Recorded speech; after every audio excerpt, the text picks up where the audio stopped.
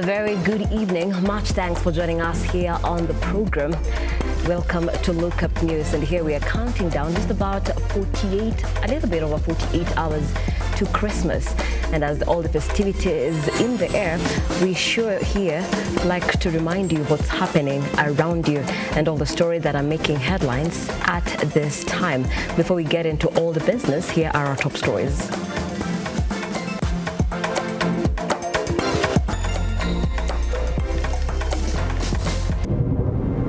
Gari imepanda, mafuta imepanda. Last year vile tulikuwa na corona ilikuwa better than this time. Ukiangalia Christmas ni kumegauka. Unafikiria ni Januari. Unaona? Tena unga bado haijashuka bei. Tonight on Lookup News. To break or not to break tradition, many Kenyans shying away from traveling home for Christmas, blaming the tough economic times.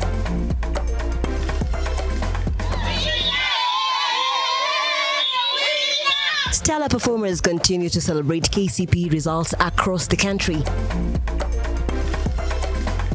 Hakuna ahadi ambayo ametimiza kwa ukweli. Kama mimi alinipatia shilingi 500 na nikaona hiyo 500 alinisaidia. And as the Kenya Kwanza government marks 100 days in office, Kenyans weigh in on President William Ruto's pledges.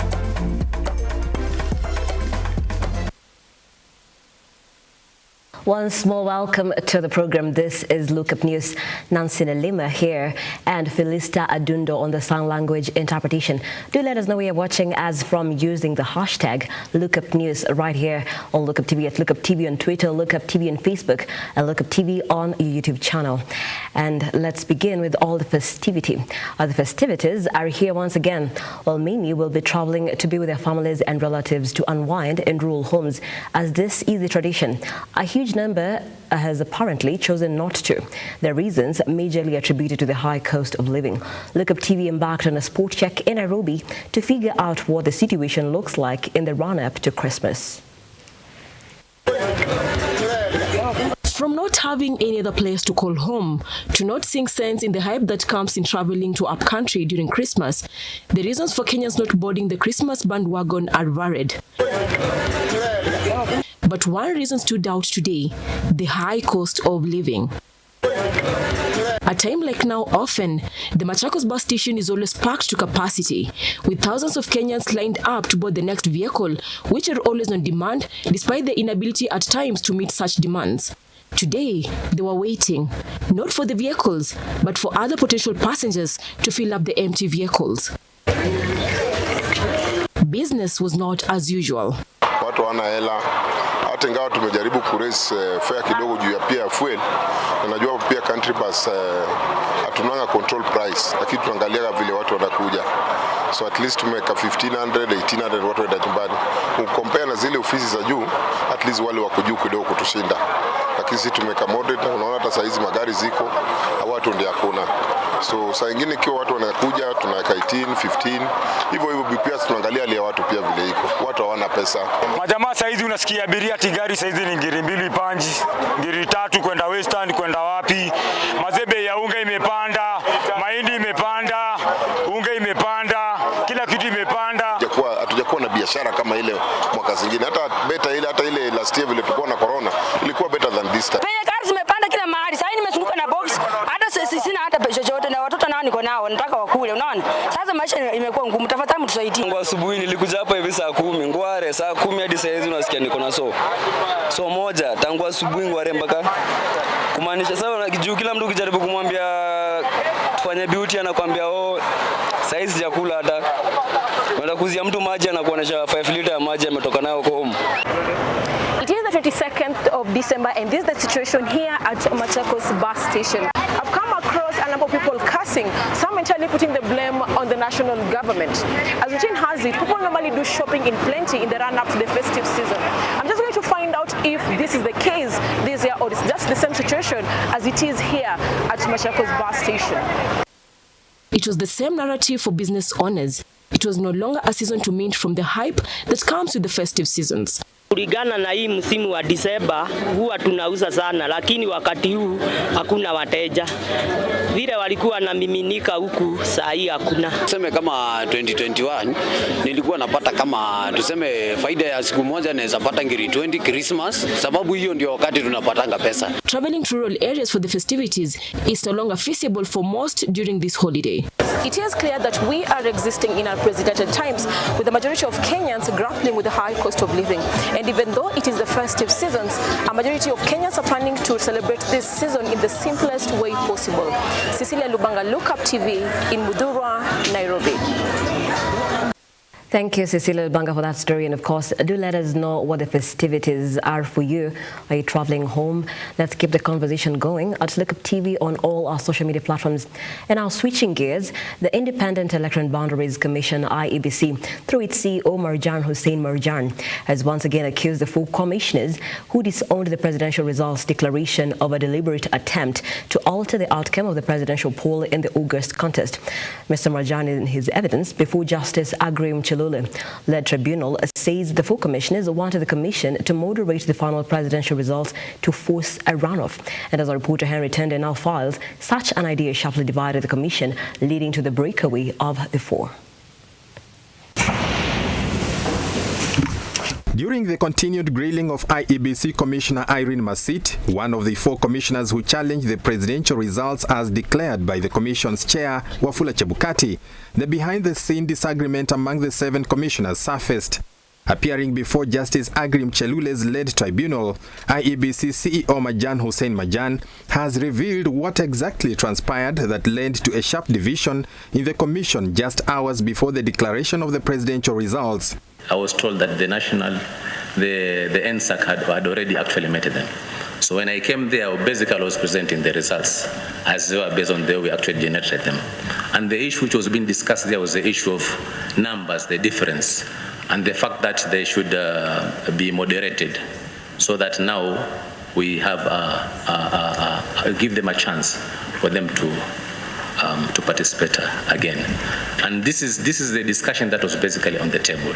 That idea to moderate results to force a runoff, according to the CEO, emanated from the National Security Council NSAC that had met the commission earlier. At this point, Marjan says the commission was divided into 2 factions. One faction, led by Chair Wafula Chebukati, remained firm that the winner should be declared in accordance with the law. However, the 4 indicted commissioners sided with the National Security Council and walked away to issue a press statement disowning the results. The chairman said, I'm not going to do that. I can't do that. The law does not allow me to do that.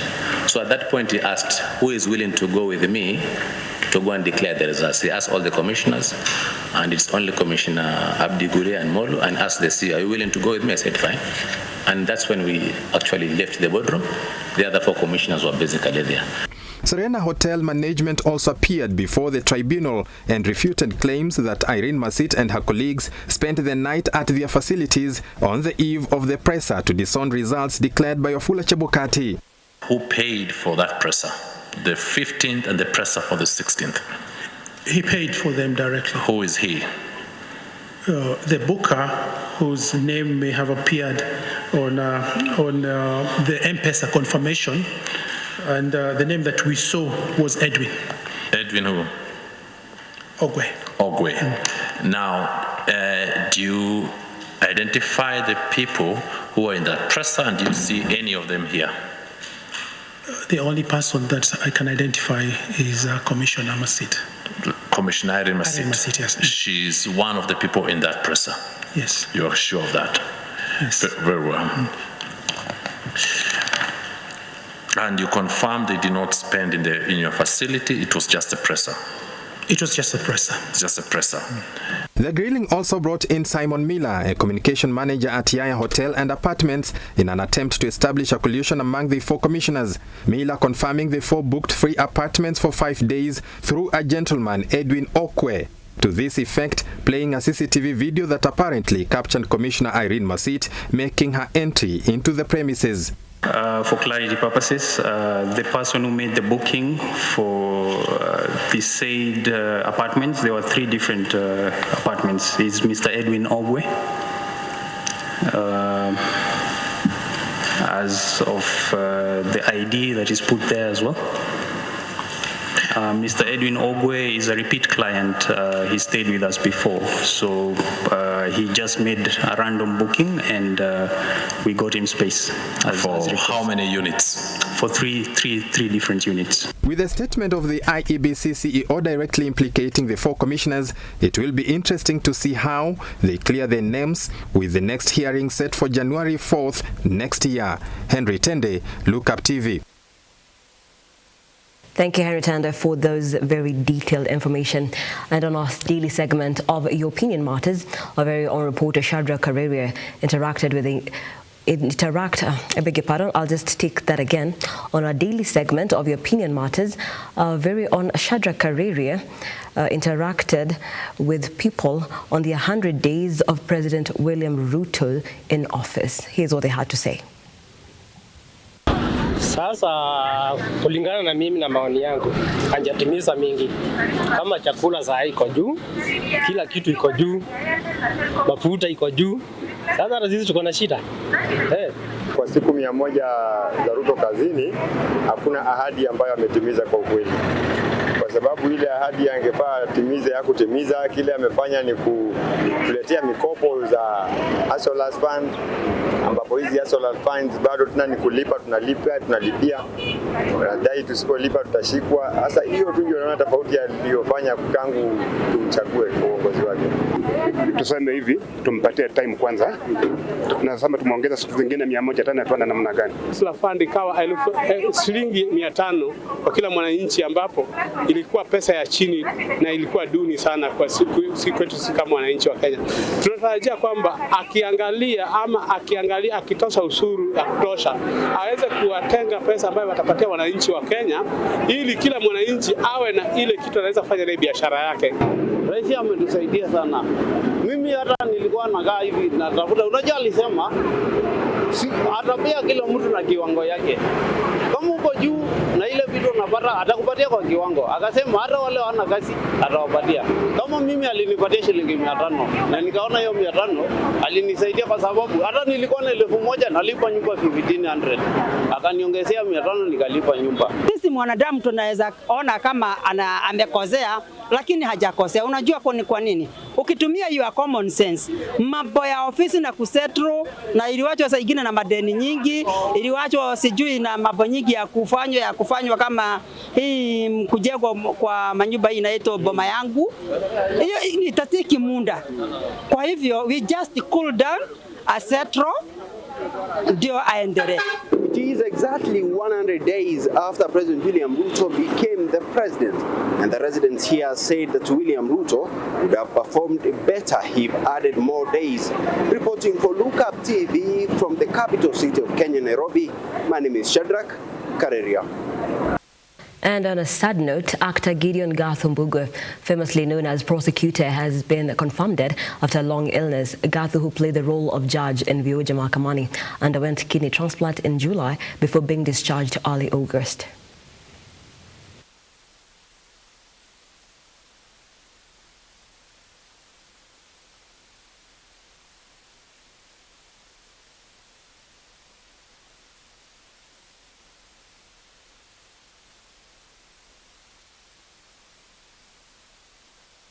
And on that note, we take our very fast break here on the program.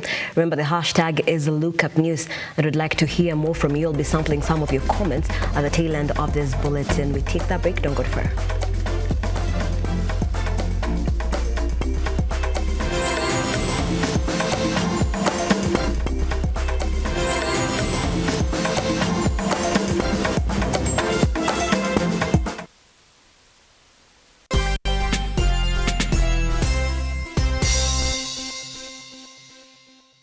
Vera Beauty and Fashion College is focused on being the leading technical and vocational training institute in the region.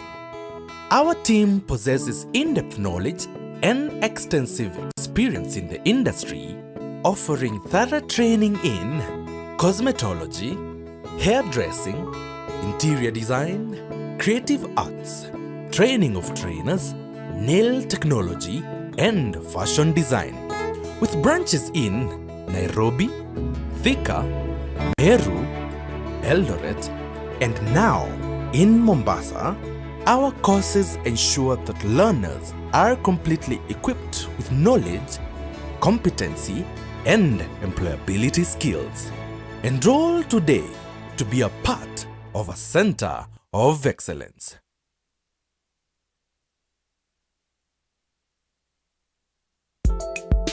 Save up to 50% construction cost by building your dream home with Makiga interlocking stabilized soil blocks.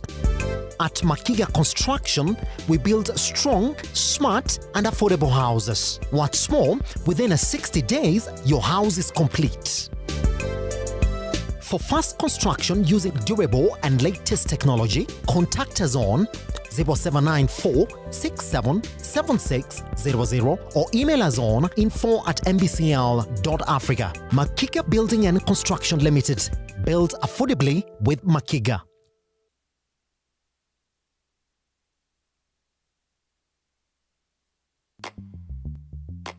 Mwangi's Institute of Cosmetology. We are TVET and NITA approved training institute in the following courses: School of Hairdressing and Beauty Therapy, School of Fashion Design, Event Management and Decoration, School of Interior Design and Beadwork, School of Advanced Nail Technology, and School of Makeup Artistry. We are located at Kim's Plaza, Equity Bank Building, 4th floor, Oginga Odinga Street, Eldoret. Call us on 0715 046 499 or email us at Mwangi's Cosmetology Institute at gmail.com.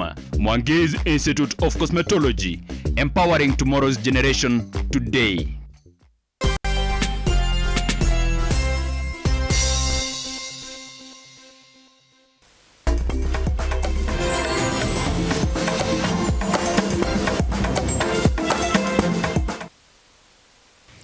Welcome back. Thank you so much for staying with the program. The hashtag is Lookupnews. Nancy Nelima here and Felista Adundo on the sign language interpretation. Now let's keep up with the KCPE celebrations across the country. There was a double celebration in Kajiado as identical twins recorded good results in the recent released KCPE exams. The twins in Kompa, Kajiado Central, are among the top candidates in the country and were a happy lot as they narrated what it took for them to perform well in the national examinations. Ian Keitani now reports. Joy Sintoya and Faith Sinante, identical twins aged 13, students at Magari Soda School in Kajiado County, could not hide their joy after scoring 406 and 413 marks respectively in the KCPE examinations released on Wednesday. My name is Saidimu Joy Sintoya. I am 13 years old. I got 406 marks and I thank the Lord. I learned in Magadi Soda School in Kajiado County. Kwa majina ni Saidimu Faith Sinante. Namshukuru Mola kwa kunipa alama 413. Si rahisi kwa watu wengi kupata hiyo. Kuna wengine amepata zaidi ya hiyo, kuna wengine amepata chini ya hiyo. Bali namshukuru Mola kwa yote aliyonipa.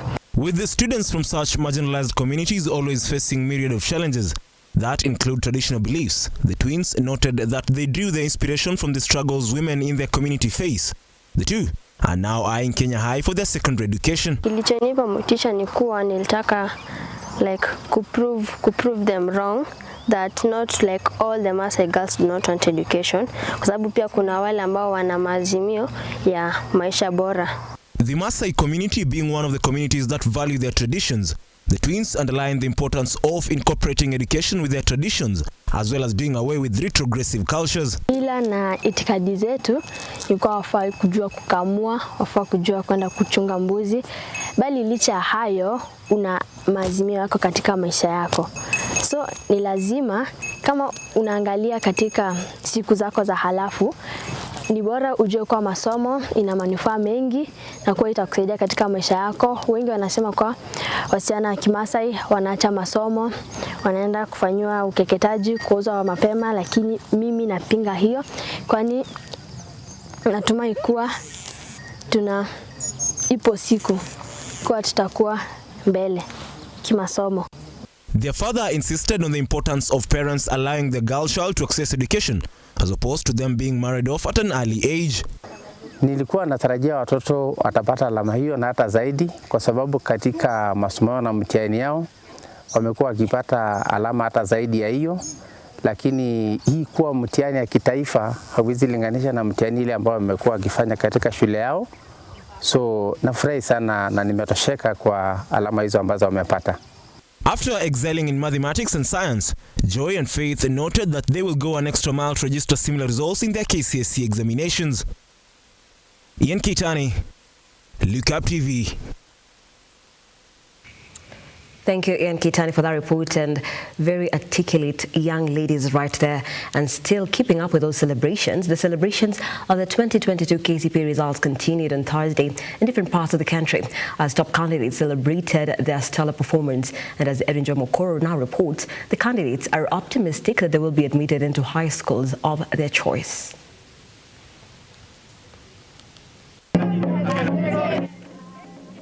It was a celebration galore as song and jubilation filled the air at St. Moses Primary School, Nyanyuki, after two of the school's candidates, Brenda Kinya and Natasha Saneipei, garnered 420 marks and 409 marks, respectively. The performance has been attributed to a good relation between the teachers and students and other stakeholders in the education sector. I have been supported by my parents and teachers all through the years in my school. I have been reading a lot, revising with the help of my teachers. I had some challenges in Kiswahili, but they really supported me, and I got an A of 84. I would like to be a doctor in future and join the Kenya High National School. So the school is a performing school, and all this good performance is brought about by 1, God, 2, cooperation from our parents who are always there for us when we needed them. 3, very hardworking teachers who work tirelessly, and they create time to have or to get contact hours, very good contact hours with our children. Elsewhere, in Nyandarua County, Jolly Hope School is proud of attaining a mean score of 360, while their top candidate garnered 411 marks. Further, the teachers from the school have celebrated the school's lead in Nyandarua South for over 20 years in the KCPE examination. So those are high marks. Na tunashukuru Mungu kwa sababu ni Mungu ametufikisha mahali tumefika, na tutaendelea kabisa. Hata mambo ya CBC, we are well prepared because we have 6 classes which are complete, na tuko na laboratory and what have you. Kila kitu tumemaliza na tunagojea sisi kuendelea mbele. Edwin Mokora, Lookuptv. Indeed, and those celebrations will spill over to the Christmas festivities. Moving on, the Kenya Kwanza government is set to get rid of middlemen and brokers in production, a move aimed at reducing the cost of food production in the country. In a meeting with regional and county commissioners at State House, Nairobi, President William Ruto termed the intervention at the production level right and targeted, and will make farmers produce more. Na dawa ya kupunguza gharama ya maisha ni kuhakikisha kwamba tunawasaidia wakulima wazalishe chakula zaidi. Hizi interventions zingine ni short term, but the surest way to ensure that we manage the cost of living, and 52% of the budget of every Kenyan goes to food. If we manage to reduce the cost of food so that the budget of every Kenyan that goes into food purchase goes down, we will begin the journey to bring the cost of living in our republic. And the intervention by government to make sure that we reduce the cost of living is the intervention around production. As you've been informed, the attempt to intervene at consumption is not sustainable.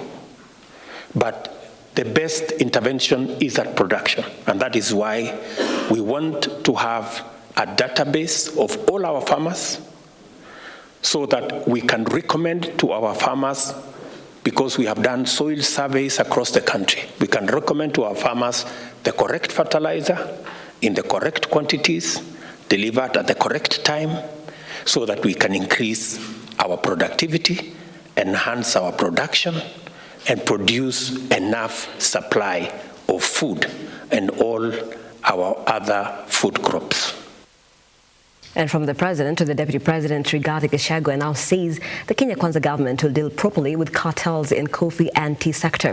Speaking during the burial of former Mathira MP Eliud Matuamai, Gachagua says the previous government failed to deal with the cartels due to its doublespeak. Shadrack Karere now reports. Kora mingi sana ilifanywa mambo ya majani chai na kahawa na ile watu ya serikali ambayo imeondoka. Na hii caucus yenu Senator Wahome ya kahawa muunganishe ikuwe pamoja na majani chai. Tusukume majani chai na kahawa at the same time because it's the same issue. Tafadhali. Tunaanzia maneno ya kahawa na majani chai na maziwa. And this is the reason we shall succeed. Why it has not been possible to deal with cartels ambaye wanaibia wakulima ya chai na kahawa na maziwa ni kwa sababu wale wamekuwa hizo serikali walikuwa interested parties wanafanya hiyo biashara ya kahawa na majani chai na maziwa. It's a simple reason that Rigathi Gachagua and William Ruto are not conflicted. We have no interest in the coffee subsector, in the tea subsector, in the milk subsector. Kwa hivyo makatele yote na mabroka tutafukuza asubuhi na mapema wawache kula pesa ya wakulima. Na mimi mwenyewe nitaanzana na hiyo watu January.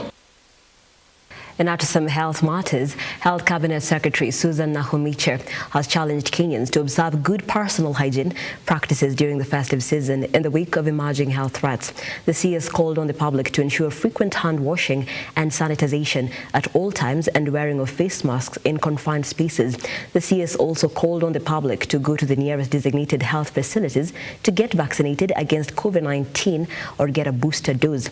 This as 26 people tested positive for the COVID-19 virus. We are cognizant of the fact that there will be increased movement of people, with many of us traveling as families and groups for reunions and social gatherings, both locally and internationally. Our warm Kenyan culture means we will socially mix and interact with different populations during this festive period. Yet, I want to ask us to be cautious in these interactions. These increased activities are likely to lead to increased rates of transmission of the epidemic-prone communicable diseases that we are closely monitoring, especially COVID-19, cholera, and Ebola. That Ebola that is just in the neighborhood. Kindly adhere to appropriate public health measures to avoid chances of infection. To mitigate against further spread of this and other epidemic-prone diseases, as well as reduce the number of cholera cases and potential fatalities, the ministry has released and communicated a raft of measures to adhere to in order to keep us safe during and beyond the festive period. We have issued a cholera alert to all healthcare workers, highlighting the importance of early detection, confirmation, and management of suspected cases, while coordinating a whole government and multi-agency approach in accordance with disease outbreak management practices. We call on the public to adhere to the following measures during this festive period. 1.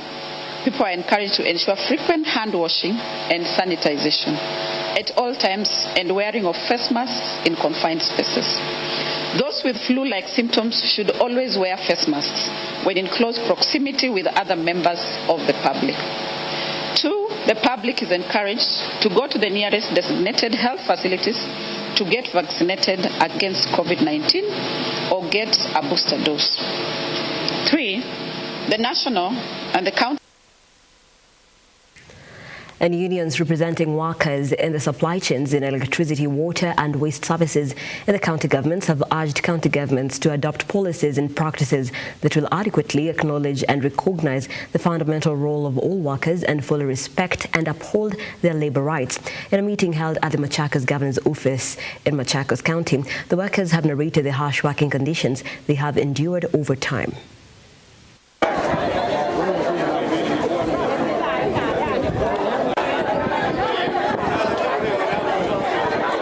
Kazi ya solid waste inakuanga na challenge challenges mingi sana. Moja, kuna challenges za gloves, apron na mahali pa kutupa takataka. Sasa kwa sababu tumepata hizi nguo zitatusaidia sana kwa kufanya hii kazi ya solid waste. Watu wetu wa waste management ni watu wa muhimu sana. We are shocked that wakati wote mmekuwa mkifanya kazi kama mjapata shindano ya kuwazuia magonjwa. Ile kitu mnataka kujua kutoka sasa, mwezi wa Januari serikali ya county ikiongozwa na Honorable Wavinya Wandeti imetenga 7 million ndio kila mmoja wenu aweze kupata. Hakuna mfanyikazi yeyote wa waste management atakuwa akifanya kazi without safety gears. We need to promote as a union transparency and decent work in supply chains in electricity, water and waste services in the county governments of Kenya. County waste services are an essential public service to guarantee public health, to promote local economic and social development, to preserve public space, and to generate decent employment opportunities and social inclusion for all men and women. My administration, through the relevant departments, has continued to allocate resources to facilitate daily handling and disposal of all manner of waste in our public areas. Although our activities have been faced with budgetary deficits due to cash flow challenges, I am optimistic that we will overcome those challenges in the next financial quarter, where we will increase the allocations through a supplementary budget. And then now let's head to matters business. The Ministry of Energy and Petroleum, through the Kenya Energy Sector Environment and Social Responsibility Program, Fund has rehabilitated a total of 1,600 hectares of land in different parts of the country. Cabinet Secretary Energy Davis Churcher said the fund finances activities relating to growing trees in order to conserve soil and preserve catchment areas for hydropower dams. He spoke at a Chebitat area in Masai Mara Forest when he led the Narok residents to plant about 29,000 tree seedlings in 29.8 hectares at the forest land. Hapa ndio mau. Endelea. So ni miti hapa na ni mvua. Naitwa nini? Ladies and gentlemen, since the year 2007, our ministry established the Kenya Energy Sector Environment and Social Responsibility Program, KEEP Fund. The fund finances activities related to growing trees in order to conserve soil and preserve catchment areas for hydropower dams. In this, we collaborate with Kenya Forestry Services and other stakeholders. Ladies and gentlemen, the presidential initiative on tree planting is simultaneously being launched in all the 47 counties today. Even as we start our exercise, His Excellency, the President is in Kajiado County leading a team in planting 5,600 trees at the Ngong Hills Forest Block.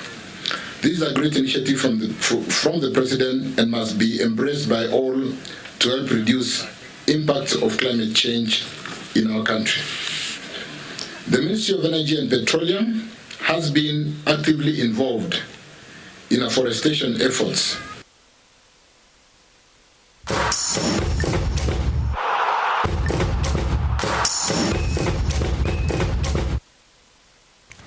Now let's get sporty. Manchester City will host Liverpool in the last match of the 5th round of the EFL Carabao Cup. The match